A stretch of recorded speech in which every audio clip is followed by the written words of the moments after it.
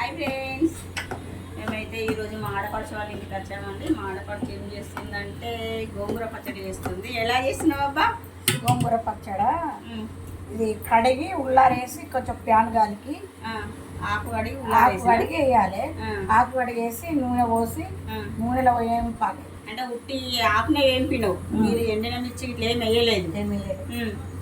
ఆకు వేంపినాక అది ముద్దకు వచ్చినాక ముద్దలు తీసి చల్లారబెట్టి మళ్ళీ నూనె పోసి నూనె వేడి చేసి పోపు గింజలు అవన్నీ వేసుకొని నూనె చల్లారేసి నూనెలనే కారపొడి మెంతి పొడి ఇవన్నీ వేసుకోవాలి. కారపొడితో చేసినావు పచ్చడి. ఇట్లా మన మాడకాయ పెట్టుకుంటామో సేమ్ అట్లనే పెట్టినావు అన్న.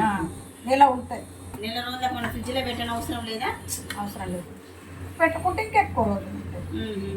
అయితే మనం ఏంటంటే కొందరు పచ్చిమిర్చితో చేస్తారు, కొందరు ఎండిన మిర్చితో చేస్తారు అండి.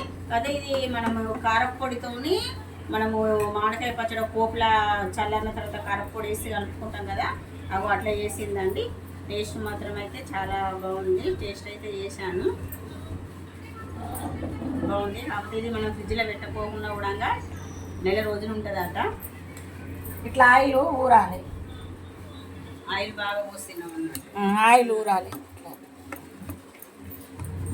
అంటే గోంగూర పచ్చడి అందరికీ ఎలా చేసుకుందో తెలుసు అండి, అందరికీ తెలుసు. మళ్ళీ ఇది చెప్పింది అనుకుంటారు. కాకపోతే ఇది ఎండిన కారపొడితోని చేసింది.